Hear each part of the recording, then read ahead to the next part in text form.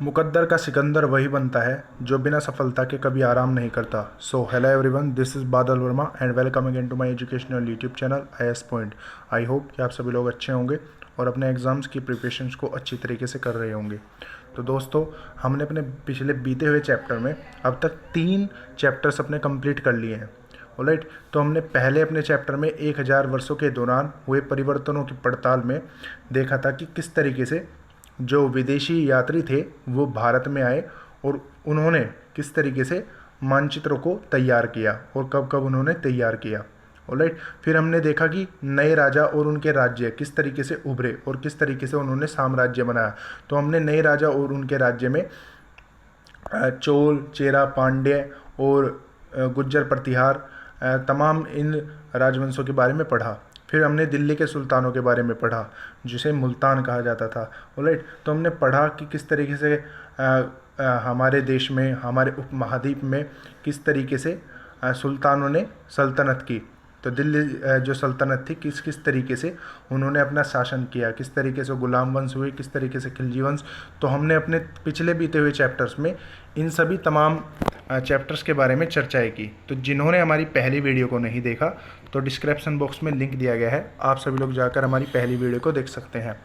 तो ये काफ़ी ज़्यादा इम्पोर्टेंट है, तो आप इसको ध्यानपूर्वक देखिए। ऑलराइट, तो इसमें जैसा कि आपको पता ही है कि हमने अपने 6th क्लास के NCERT में प्रारंभिक भारत के इतिहास को कवर किया था।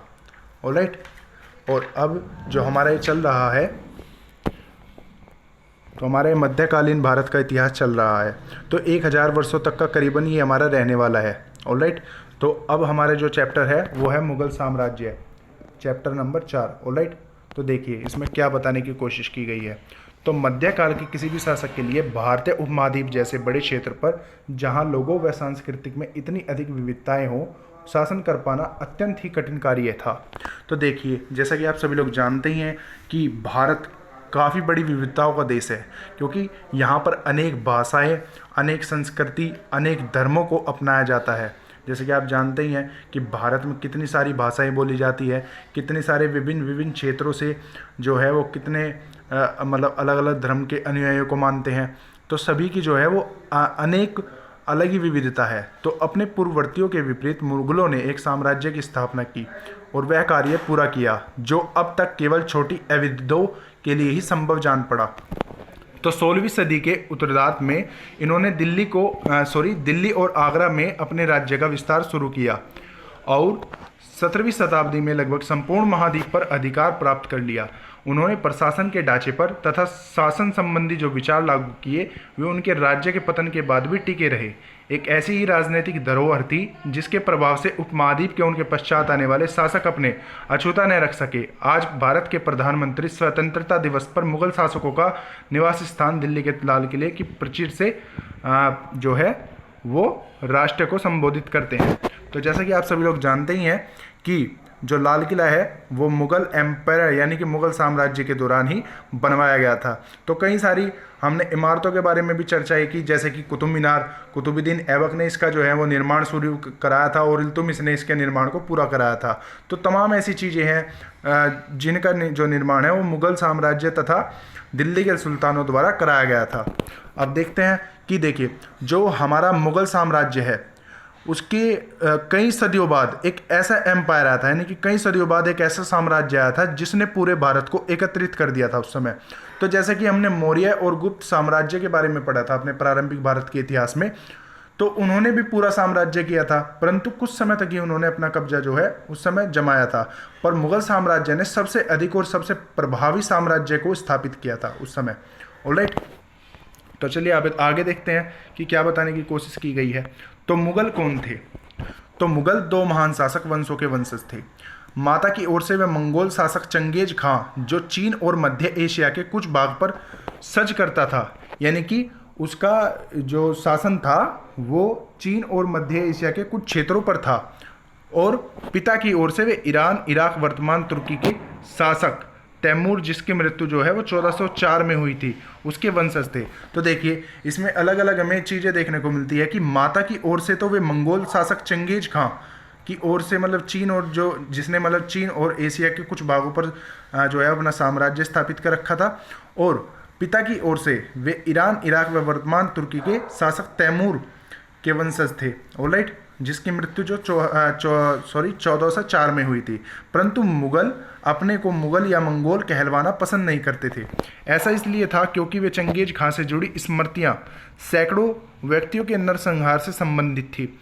यही स्मृतियां मुगलों के प्रतियोगी उज्बेकों से ही संबंधित थी। तो दूसरी तरफ मुगल तैमूर के वंशज होने पर गर्व का अनुभव करते थे। तो सबसे ज़्यादा जो ये गर्व करते थे तो तैमूर के वंशज होने पर गर्व करते थे, यानी कि अगर इनको कोई मुल्तान कहता था वो इन्हें अच्छा नहीं लगता था, परंतु जब इन्हें तैमूर के नाम से मतलब तैमूर के वंशज इनको कहा जाता था तो ये काफ़ी ज़्यादा मतलब जो है उस पर खुश हुआ करते थे। तो ज़्यादा इसलिए क्योंकि उन्हें एक महान पूर्वज जिसने दिल्ली में जो कब्जा कर लिया था वो 1398 ईस्वी में कर लिया था। ऑलराइट, तो अब चित्र के जरिए हम समझते हैं कि क्या कहने की कोशिश की है। तो तैमूर, उसके उत्तराधिकारी और मुगल सम्राटों का एक लघु चित्र, तो आप देख ही सकते हैं। तो ये तैमूर है जो आप बीच में देख पा रहे होंगे, तो तैमूर है, सॉरी, तो ये तैमूर है। मैं और उसकी दाहिनी ओर में उसके पुत्र मिरन, तो देखिए ये मिरन है, मिरन शाह, जो प्रथम मुगल सम्राट बाबर का लकड़दादा था। तो देखिए ये बाबर का लकड़दादा था। ऑलराइट, और उसके बाद अबू सैद, ये बाबर के जो थे वो दादा थे, ये थे अबू सैद। और फिर तैमूर की बाई और सुल्तान मोहम्मद मिर्जा, तो बाई और सुल्तान मोहम्मद मिर्जा यानी कि बाबर के परदादा। और उमर शेख बाबर के पिता, ये देखिए उमर शेख बाबर के पिता। और शाहजहाँ और उसकी दाई और में क्रम से हुमायूं, जहांगीर और औरंगजेब। तो जैसे कि आपने ये पूरा चित्र देखा। ऑलराइट, तो देखिए, तो क्या ये चित्र दिखाता है कि मुगल जो राजस्व का दावा जन्मसिद्ध अधिकार के रूप में करते थे? तो मैंने आपको बताया था जन्मसिद्ध अधिकार यानी कि जन्म के आधार पर विशेषाधिकार का दावा। उदाहरण के लिए जब लोग मानते थे कि कुलीन व्यक्तियों को कुछ खास परिवारों के जन्म लेने के कारण शासन का अधिकार विरासत में मिला, तो इसी प्रकार से मुगल साम्राज्य को भी जो शासन मिला था तो इसी तरीके से वो शासन किया करते थे। जैसा कि हमने देखा कि तैमूर सबसे बीच में है और फिर उसके बराबर में उसके परदादा में मेरिन और बराबर में और जो है वो शासक बैठे हुए हैं। ऑलराइट, तो चलिए अब आगे देखते हैं। तो उन्होंने अपने वंशावली का प्रदर्शन चित्र बनाकर किया। तो तैमूर के साथ ये काफ़ी ज़्यादा मतलब जो है वो लोग कृतियाँ बनवाते थे, इसी तरीके की मतलब चित्रण कराते थे। तो उन्हें काफ़ी ज़्यादा जो है वो प्राउड फील होता था ऐसा करके। तो प्रत्येक मुगल शासक ने तैमूर के साथ अपना चित्र बनवाया। देखिए, तो प्रत्येक शासक ने तैमूर के साथ चित्र बनवाया। तो चित्र एक को हमने देखा जो तैमूर और मुगल समूह की एक तस्वीर का प्रस्तुत करता है। ऑलराइट, तो अब देखते हैं मुगल सैन्य अभियान। तो उस समय जो मुगल साम्राज्य स्थापित हुआ था उसका सैन्य अभियान किस तरीके से चला था। तो प्रथम मुगल शासक बाबर 1526 से 1530 ने जब 1494 में फरगाना राज्य का उत्तराधिकार प्राप्त किया। तो देखिए ये फरगाना राज्य का जो था ये उत्तराधिकार इसने प्राप्त कर लिया था। तो उसकी उम्र केवल 12 साल की थी। तो काफ़ी छोटी उम्र ने इसने फरगाना जो है वो फरगाना राज्य का उत्तराधिकार प्राप्त कर लिया था। तो मंगोलों की दूसरी शाखा अजबेकों के आक्रमण के कारण उसने अपने प्रेतक गद्दी छोड़नी पड़ी। अनेक वर्षों तक भटकने के बाद 1504 में काबुल पर उसने कब्जा कर लिया था। उसने 1526 में दिल्ली के सुल्तान इब्राहिम लोदी को पानीपत के युद्ध में हराया था। तो देखिए पानीपत का युद्ध हमारे एग्जाम्स की दृष्टि से काफ़ी ज़्यादा इंपॉर्टेंट है। तो हर साल मतलब किसी ना किसी एग्जाम में वो एसएससी का हो या यूपीएससी का हो तो काफ़ी ज़्यादा इंपॉर्टेंट है मध्यकालीन इतिहास। तो इसमें पानीपत का युद्ध, तो इससे कभी ना कभी या कहे तो हर साल इससे क्वेश्चन तो पूछ लिया जाता है। तो पानीपत के युद्ध से, तो जैसे कि पानीपत की आप सभी लोग जानते ही होंगे कि जो लड़ाई थी वो 1526 में इब्राहिम लोदी और बाबर के बीच हुई थी। जब इब्राहिम लोदी बाबर से हार गया था 1526 में, जब उसकी मृत्यु हो गई थी युद्ध के दौरान, तो फिर बाबर ने जो है मुगल साम्राज्य की स्थापना की थी। ऑलराइट, तो चलिए अब बाबर के बारे में और कुछ भी हम जान लेते हैं। तो देखिए जो ये मुगल था यानी कि ये मुगल तुर्क जाति के थे। ऑलराइट, जो जैसा कि हम देख रहे हैं कि मुगल साम्राज्य जिसका जो उदय हुआ था वो 1526 में हुआ था और जिसका पतन हुआ वो 1857 में हुआ, जैसा कि आप सभी लोग जानते ही हैं। तो 1857 में आप सभी लोग जानते ही होंगे कि उस समय यानी कि शासन इनका धीरे धीरे चलता रहा, परंतु जब अंग्रेजी सरकार आई तो उसने सब कुछ जो है वो तहस नहस कर दिया। तो इसकी टाइमलाइन के बारे में भी एक बार देख लेते हैं। तो मुगल साम्राज्य, तो इसकी टाइमलाइन क्या थी। तो ये 1526 में जब पानीपत का जो युद्ध हुआ था तब इसने मुगल साम्राज्य की जो है वो नींव रखी थी। ऑलराइट, फिर उसके बाद 1707 तक यानी कि बाबर से औरंगजेब तक बहुत मजबूत शासन इनका रहा था, परंतु 1857 तक फिर 1707 के बाद 11 शासक हुए थे। ऑलराइट, उन्होंने परंतु ज़्यादा खास शासन नहीं किया था और फिर ब्रिटिश गवर्नमेंट आने के बाद सब कुछ तहस नहस उस समय हो गया था, जैसे कि आप सभी लोगों को पता भी होगा। ऑलराइट, फिर हम अब जो बाबर था वो एक मुगल तुर्क जाति का था और ये सूत्री संप्रदाय को मानता था। किस संप्रदाय को मानता था? तो सूत्री संप्रदाय को मानता था। तो मुगल वंश की जो स्थापना है आप सभी लोगों को पता ही चल गया होगा, तो बाबर ने की थी। तो बाबर जो था वो मध्य एशिया स्थित फरगाना का शासक था, जैसा कि मैंने आपको बताया। तो बाबर का वास्तविक तथा पूरा नाम जहीर उद दीन मोहम्मद बाबर था। तो ये काफ़ी बार एग्जाम्स में पूछ लिया जाता है कि बाबर का पूरा नाम क्या था। तो पूरा नाम था, आप ये नोट्स जब अपने नोट्स क्रिएट करेंगे तो नोट्स में जरूर लिखेंगे जहीर उद दीन मोहम्मद बाबर। ऑलराइट, फिर जो बाबर के पिता थे यानी उनके जो पिता थे वो उमर शेख मिर्जा तथा माता जो थी वो कुतलून निगार खानम थी। ऑलराइट, तो अमर शेख मिर्जा तैमूर तथा माता चंगेज खां के वंश से संबंध रखते थे। तो तैमूर तुर्क तथा चंगेज खां जो था वो मंगोल का था। ऑलराइट, तो बाबर ने जो भारत पर पहला आक्रमण किया था वो 1519 ईस्वी में किया था, परंतु उसका प्रथम महत्वपूर्ण आक्रमण 1526 में हुआ था। कब हुआ था? 1526 में। फिर बाबर ने दौलत खां लोदी और आलम खां ने भारत पर आक्रमण करने के लिए आमंत्रित किया था। तो उन्होंने कहा था कि यहाँ पर आओ और यहाँ पर जो है वो आक्रमण करो। तो बाबर ने उनके कहने पर ही आक्रमण किया था। तो देखिए, तो सबसे जो हमें अमेजिंग फैक्ट मिलता है, तो देखिए हम लोगों ने प्रारंभिक भारत के इतिहास से पढ़ा था, तो ऐसा कुछ नहीं होता था, यानी कि लड़ाई करके या इस तरीके की युद्ध करके कोई भी साम्राज्य जो है वो स्थापित नहीं किया करता था। वे अपने जो है जो मतलब वर्णों के हिसाब से वो अपने साम्राज्य को स्थापित करते थे। परंतु धीरे धीरे अब होने क्या लगा था कि जो सत्ता को हासिल करना चाहता था वो युद्ध करता था, और जो युद्ध में पराजित कर देता था और खुद मतलब विजय हो जाता था युद्ध में, तो उसका ही वो जो है वो साम्राज्य अपना स्थापित कर लेता था। तो सबसे बड़ी जो अब मतलब धीरे धीरे हमने देखा कि एकता की इसमें कमी होने लगी थी। तो एकता की जब मतलब किसी भी आप मान लीजिए अब कोई भी साम्राज्य अगर स्थापित करने के लिए एकता ही है, जैसे कि आज हमारे वर्तमान समय में डेमोक्रेसी की सरकार है।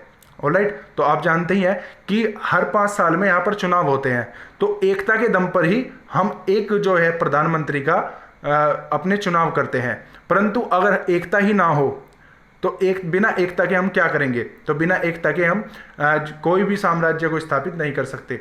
तो उस समय में ऐसा भी नहीं था, हम अपने मन से मतलब किसी राजा को नियुक्त नहीं कर सकते थे।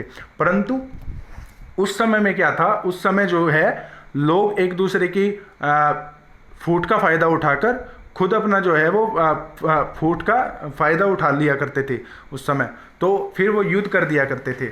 ऑलराइट, तो अब देखिए अब फिर हुआ क्या था, धीरे धीरे इसने खानवा का युद्ध लड़ा 1527 में, जिसने इस युद्ध में बाबर ने राणा सांगा को हराया था। फिर चंदेरी का युद्ध हुआ, तो इसके बारे में भी हम चर्चाएं करेंगे।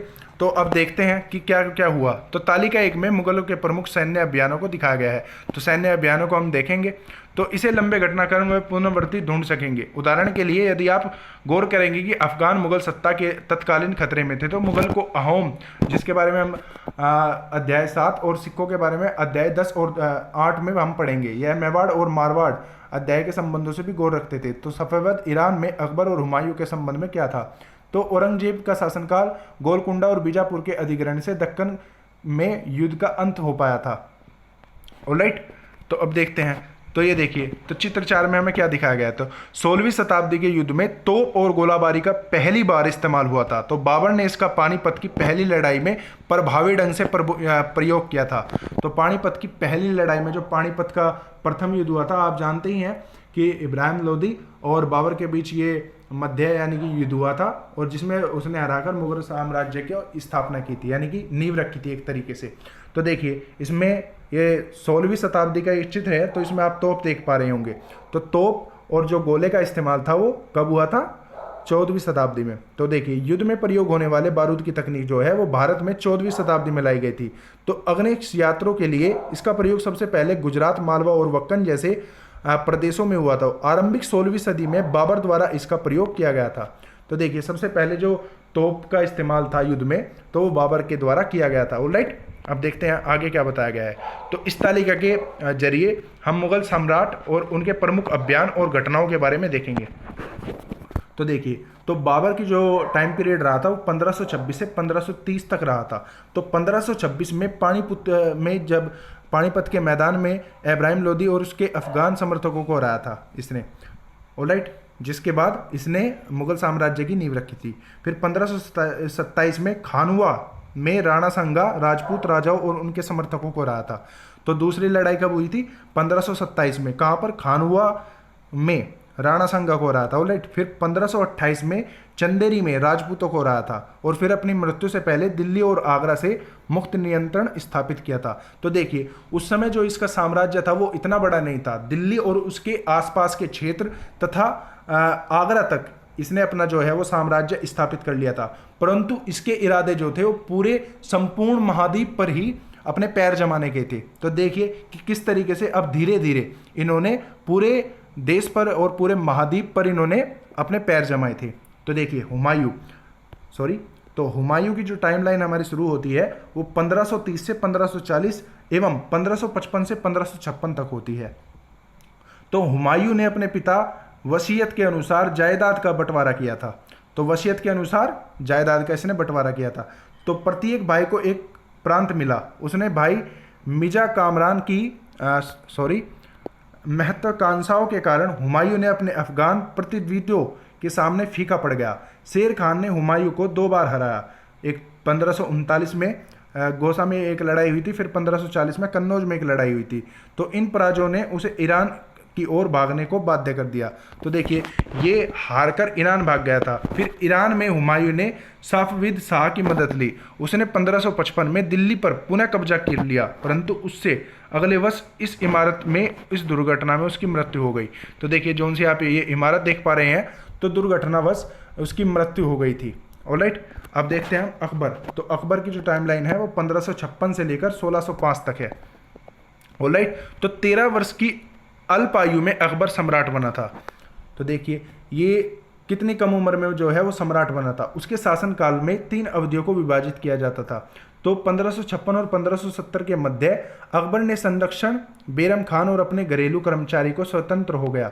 उसने सूरी और अन्य अफगानों, निकटवर्ती राज्यों मालवा और गोंडवाना और उसके सौतेले भाई मिर्जा हकीम और अजबेगों के विद्रोह को दबाने के लिए सैन्य अभियान चलाए थे।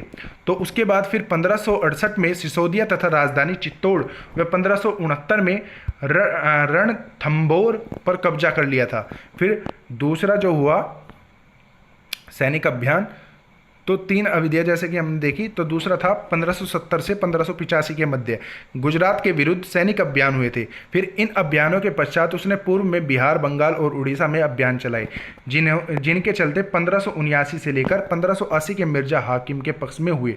तो विद्रोह में उन्हें और जटिल कर दिया गया था। तो फिर तीसरा जो सैनिक अभियान हुआ तो 1585 से लेकर 1605 के मध्य हुआ। तो अकबर के साम्राज्य का विस्तार हुआ। उत्तर पश्चिम के अभियान चलाए गए थे। तो सफाविदों को हराकर इसने कांधार पर कब्जा किया और फिर कश्मीर को भी जोड़ लिया। मिर्जा हाकिम की मृत्यु के पश्चात काबुल को भी उसने अपने राज्य में मिला लिया और दक्कन के अभियानों की शुरुआत की। फिर बरार में खानदेश और अहमदानगर के कुछ हिस्सों में भी उसने अपने राज्य को मिला लिया। फिर उसने शासन के अंतिम वर्षों में अकबर ने सत्ता जो है वो राजकुमार सलीम के विद्रोह के कारण लड़खड़ाती हुई यह सलीम के आगे चलकर सम्राट जहांगीर कहलाया था। तो देखिए सलीम जो है उसको ही हम जहांगीर कहते हैं। तो सलीम का नाम था वो जहांगीर था। ऑलराइट, तो अब अकबर के बारे में थोड़ा बहुत जान लेते हैं कि अकबर का जो जन्म था वो 1542 में हुआ था। तो राणा वीरसाल के महल में अमरकोट में इसका जो जन्म हुआ था। ऑलराइट, फिर अकबर की माँ का नाम जो था वो हमीदा बानो था। ऑलराइट। तो ये काफ़ी ज़्यादा मतलब इम्पोर्टेंट क्वेश्चन है, काफ़ी बार एग्जाम्स में पूछ लिया जाते हैं। तो अकबर का जो राज अभिषेक हुआ तो वो 14 साल की अवस्था में हुआ था 1556 ईस्वी में। फिर अकबर ने 1560 ईस्वी में बेरक खां के संरक्षण में शासन किया। फिर अकबर ने बेरक खां की सहायता से 1156 में पानीपत के द्वितीय युद्ध में हेमू विक्रमादित्य को पराजित किया। तो देखिए पानीपत की जो द्वितीय लड़ाई हुई तो वो किसके मध्य हुई थी, अकबर और बेरम खां के बीच, अकबर कि जो फिर मतलब 1156 में पानीपत के द्वितीय युद्ध में हेमू विक्रमादित्य को पराजित किया था। तो अब अकबर और हेमू विक्रमादित्य के जो ये युद्ध था तो वो मध्य हुआ था। फिर 1561 ईस्वी में अकबर ने बेरम खां के संरक्षण से मुक्त होकर अपने पहले सैन्य अभियान को मालवा के शासक बाजब बहादुर को हराया था। फिर अकबर ने जजिया कर को 1564 में समाप्त कर दिया था। तो जजिया कर क्या था, यानी कि एक तरीके से कृषि पर लगने वाला कर था जजिया कर। तो इसने जो था ये पूरा समाप्त कर दिया था उस समय। तो इसके बारे में हम और विस्तार से अपने आने वाली एडवांस पुस्तकों के माध्यम से जानेंगे। तो आप जानते ही हैं कि ये हमारी एनसीईआरटी की पुस्तकें हैं, तो इसके बारे में हम मोटा मोटा ही जो है वो पढ़ेंगे। ऑलराइट, अब देखते हैं जहांगीर। तो जहांगीर ने अकबर के सैन्य अभियानों को आगे बढ़ाया। तो मेवाड़ के सिसोदिया शासक अमर सिंह ने मुगलों की सेवा और स्वीकार की। इसके बाद सिखों, अहोमों और अहमदनगर के खिलाफ अभियान चलाए गए जो पूर्णतः सफल नहीं हुए। जहांगीर के शासनकाल में अंतिम वर्षों में राजकुमार खुर्रम, जो बाद में सम्राट शाहजहां कहलाया, ने विद्रोह किया। जहांगीर की पत्नी नूरजहां ने शाहजहां को हाशिए के धकेलने को प्रयास किए जो असफल रहे। तो नूरजहां ने ये इस तरीके के मतलब प्रयास किए थे। ऑलराइट, तो अब देखिए जहांगीर के दरबार में नूरजहां का प्रभाव क्या था। तो मेहरून निसा ने 1611 में जहांगीर से विवाह किया। उसने नूरजहां का खिताब मिला। तो देखिए एक नूरजहां जो था वो खिताब था। तो नूरजहां हमेशा जहांगीर के प्रति अत्यधिक वफादार रही और उसने समय समय पर सहयोग देती रही। तो नूरजहां के सम्मान में जहांगीर ने चांदी के सिक्के जारी किए, जिनमें एक ओर उसके स्वयं के खिताब उत्कीर्ण थे और दूसरी ओर वह वाक्य रानी बेगम नूरजहां के नाम से गढ़ा हुआ था। तो बाईं ओर से दिया गया दस्तावेज नूरजहां द्वारा जारी किया गया और आदेश फरमान है जो कि चौकोर मोहर बताती है। तो उद्दात और महान महारानी नूरजहां बादशाह बेगम गोल मोहर के अनुसार शाह जहांगीर तथा प्रताप से महारानी चंद्रमा जैसी वैभवशाली बन गई। इस कामना करते हुए नूरजहां बादशाह इस युग की सर्वोत्तम महिला बनी। तो देखिए तो उस समय क्या था, जहांगीर के दरबार में जो नूरजहां थी तो इसका इतना ज़्यादा अधिक प्रभाव था।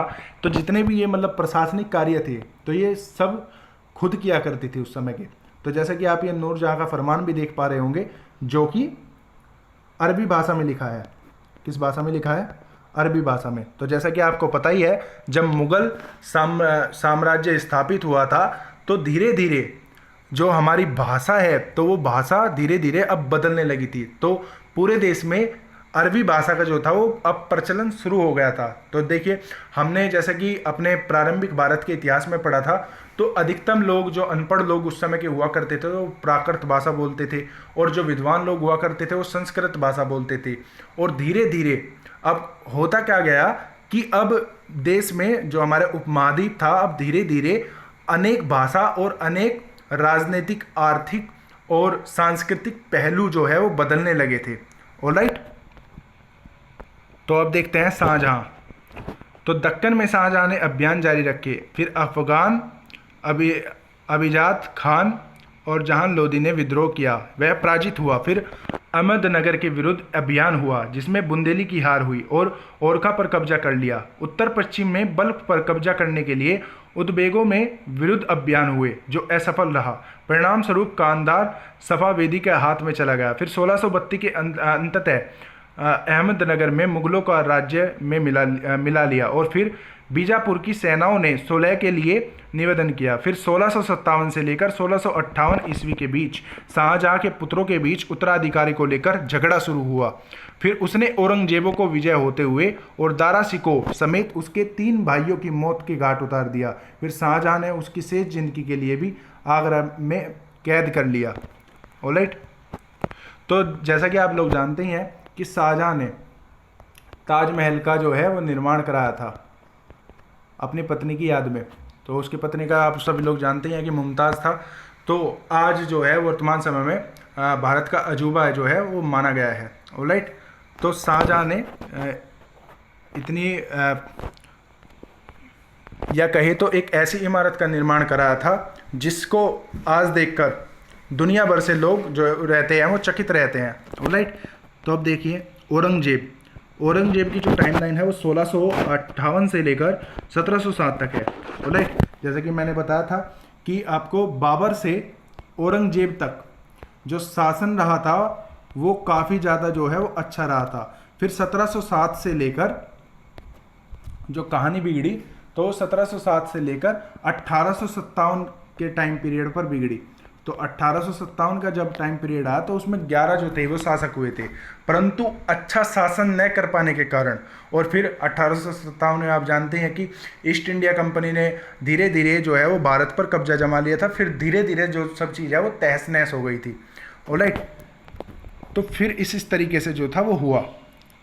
फिर अकबर के विद्रोह के पश्चात औरंगजेब ने दक्कन के शासकों के विरुद्ध में सेनाएं भेजी। फिर 1685 में बीजापुर और 1687 में गोलाकुंड के मुगलों ने अपने राज्य को मिला लिया।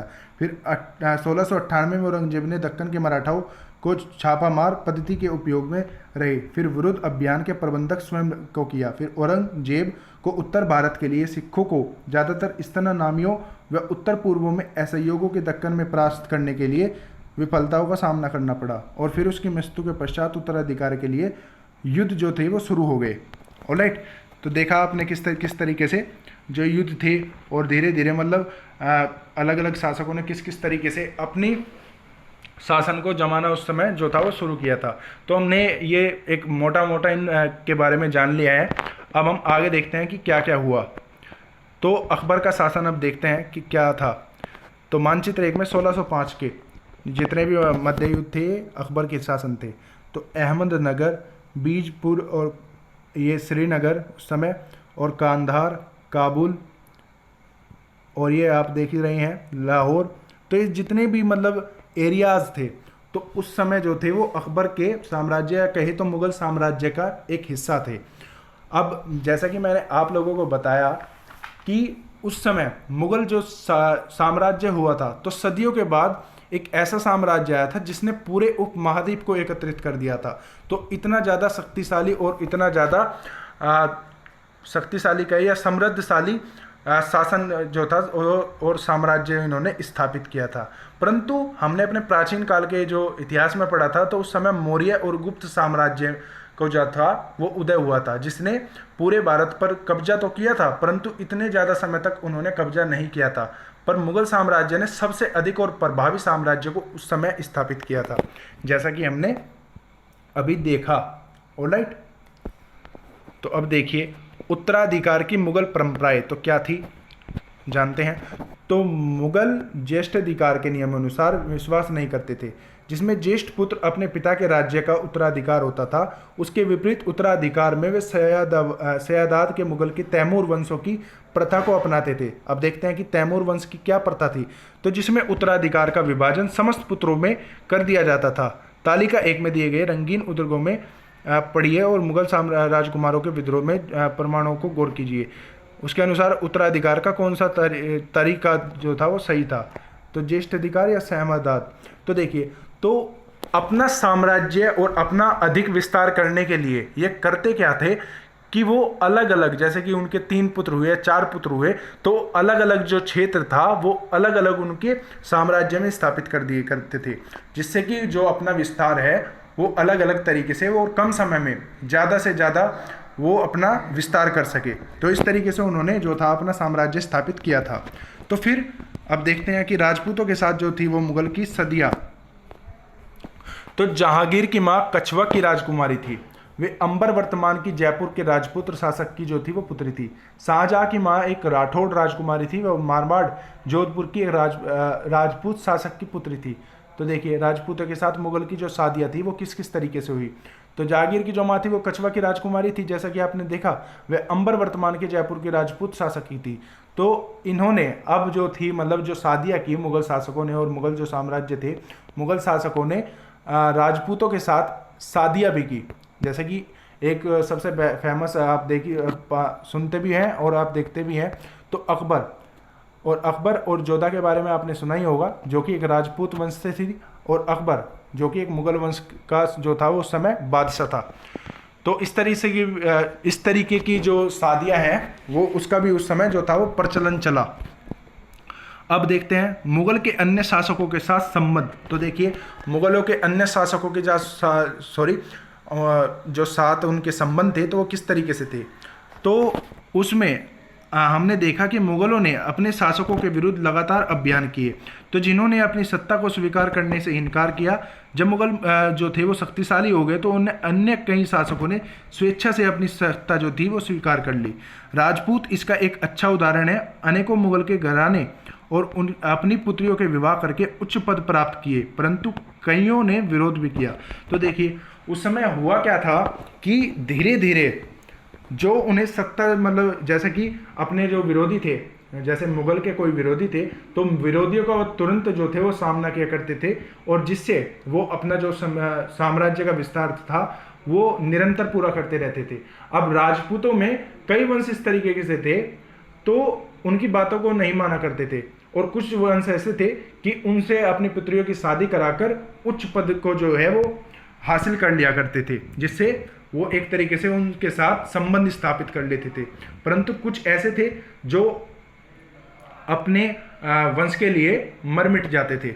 ऑलराइट, तो अब देखिए, तो मेवाड़ के सिसोदिया राजपूत लंबे समय तक मुगलों की सत्ता को स्वीकार करने से इनकार करते रहे, परंतु जब वे हारे तो मुगलों ने एक साथ सम्मानीय व्यवहार किया और उनकी जहीरों यानी कि वतन जहागीर के रूप में वापस कर दी। तो पराजित करने पर परंतु अपमानित न करने के बीच सावधानी से बनाए गए संतुलन की वजह से मुगल भारत के अनेकों शासकों और सरदारों पर अपना प्रभाव बढ़ाते गए। तो परंतु इस संतुलन को हमेशा बरकरार रखना जो था वो कठिन था। एक बार फिर तो उसमें जो हमने अभी तालिका देखी, तो फिर उसमें जो थे शिवाजी मुगल सत्ता स्वीकार करने आए थे, तब औरंगजेब ने उसका अपमान किया, और इस अपमान का क्या परिणाम हुआ आप जानते ही हैं कि औरंगजेब जो था वो शिवाजी से हार गया।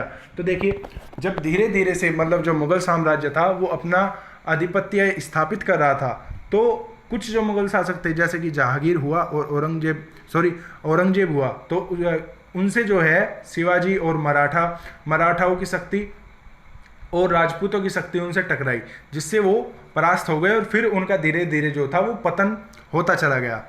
अब देखते हैं मनसबदार और जागीरदार। तो जैसे जैसे साम्राज्य के विभिन्न क्षेत्र सम्मिलित होते गए, वैसे वैसे मुगलों ने तरह तरह के सामाजिक समूहों के सदस्यों को प्रशासन के नियुक्त करना आरंभ किया।